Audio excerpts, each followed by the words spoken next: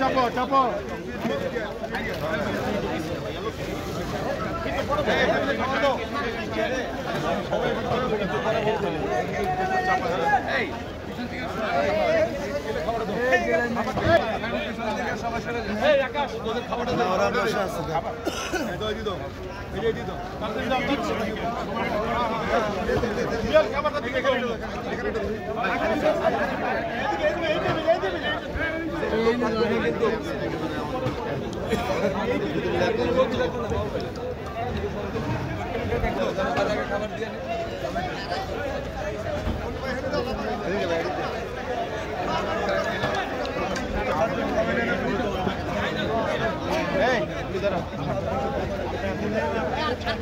আছে আরো তিনটা লাগবে তিনটা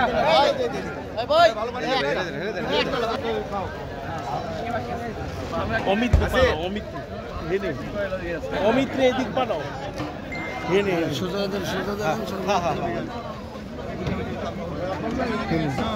মোবারক অমিত অমিত রে আও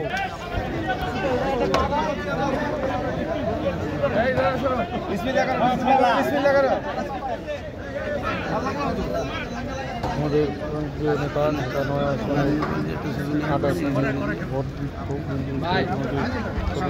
ভাই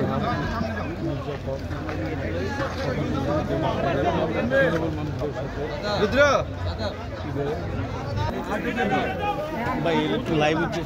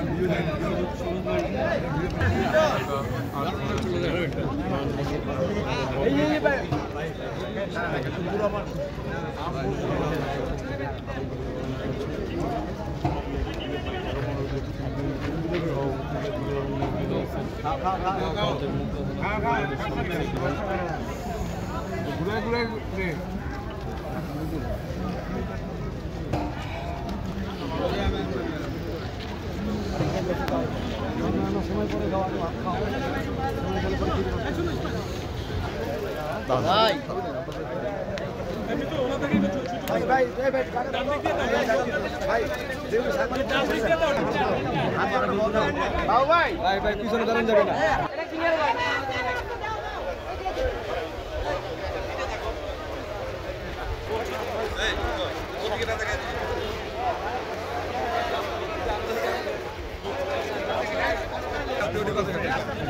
সমস্যা কি যাবে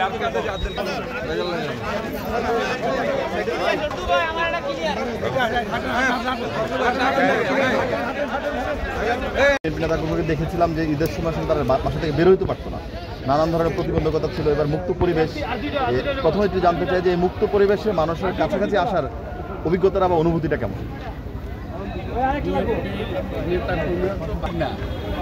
বাসায় থাকতে পারতো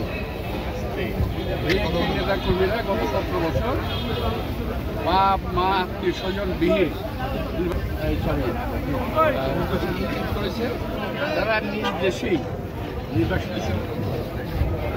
আজকে যেমন আমরা এখানে খাওয়া দাওয়া করলাম, বিএনপি নেতাকর্মীদের ঠিক একই অবস্থা ছিল বিগত ঈদগুলোতে।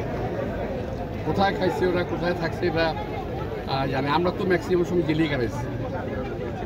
তো এবার এই যে একটু ব্যতিক্রম, আমরা সবাইকে নিয়ে একটা আনন্দ ঘন পরিবেশে আমরা এইটা পালন করলাম। এবং সবচেয়ে মানে ইন্টারেস্টিং যেটা আমরা এখন যেটা করলাম, এটা কিন্তু নতুন না, এটা আমাদের প্রায় হচ্ছে। বিএনপি নেতাকর্মীরা, বিশেষ করে ঢাকা মহানগর বিএনপি মজদুর নেতৃত্বে, মজদুর এবং রবির নেতৃত্বে ঢাকা শহরের বিভিন্ন জায়গায় তারা ইফতার আয়োজন করেছে, ইফতার খাইয়েছে এবং নিজেরাও খেয়েছে। বিষয়টা এমন না যে আমরা এখন যে আমরা এখানে খেয়েছি, এটা কী জন্য? এখন আমাদের ক্ষুধা লাগছে, খাওয়ার টাইম, আমরা খাই নিয়েছি কিছু আসি। তো যাই হোক, অন্য বছর চেতে এবার আমাদের ব্যতিক্রমী অনুষ্ঠান এবং আমি দেশনেত্রী বেগম খালেদা জিয়া আন্তরিক শুভেচ্ছা এবং ধন্যবাদ জানাচ্ছি উপলক্ষে যে আজকে তারা বহুদিন পর পারিবারিকভাবে একসঙ্গে ঈদ করতে পারতেছে, সেটারও একটা সুখানুভূতি আমাদের। এটা এই যে আজকে সবাই মিলে খাচ্ছে, এটা আমরা মনে করি যে একটা পরিবার। অর্থাৎ এই ছিন্নমূল যারা এদেরকে আজকে তো আরেকটা কাজ করা হয়েছে, সেটা হলো এদেরকে সকালবেলা নতুন কাপড় দেওয়া হয়েছে, এদের গোসলের ব্যবস্থা করা হয়েছে, এরা গোসল করছে, নতুন কাপড় পড়ছে এবং আমাদের সঙ্গে খেলে। কত মানুষ? এখন প্রায় ৩০০-র মতো। আপনাদের একটু জানতে চাই, গণতান্ত্রিক বাংলাদেশের যে স্বপ্ন আপনারা দেখেছিলেন গত 15 বছর, সেটার পথে এখন অনেক দূর। নানান ধরনের অনিশ্চয়তা দেখা যাচ্ছে, নানান ধরনের বক্তব্য আসছে নির্বাচন সংস্কার এসব বিষয় নিয়ে। প্রত্যাশা কি? আমরা কিন্তু একটা প্রত্যাশা নিয়েই 17 বছর আন্দোলন করেছি। প্রত্যাশা কি? হাসিনাকে দেশ থেকে চাইয়ে দেওয়া। বিএনপি থেকেই প্রথম স্লোগান উঠেছিল হাসিনা মুক্ত বাংলাদেশ চাই। এই স্লোগান কিন্তু অন্য কেউ দেয় নাই।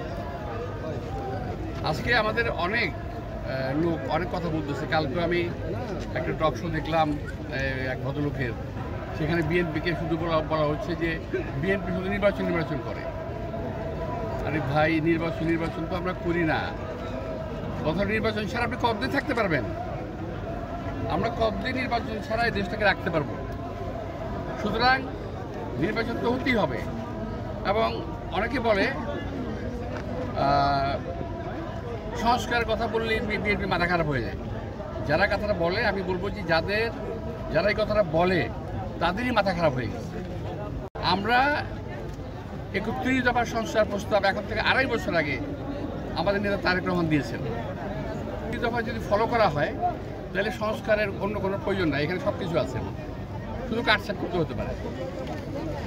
আর আমি একটা কথা বলেছিলাম, আমি আজকে আরও ক্লিয়ার করতে চাই যে আমি বলছিলাম যে আপনাদের কিছু লোকের কলমের লেখা যে সংস্কার হবে, এটা আমরা মেনে নেব না বলছিলাম। তো অনেকে আমার এই কথাকে ভুল ব্যাখ্যা করেছে।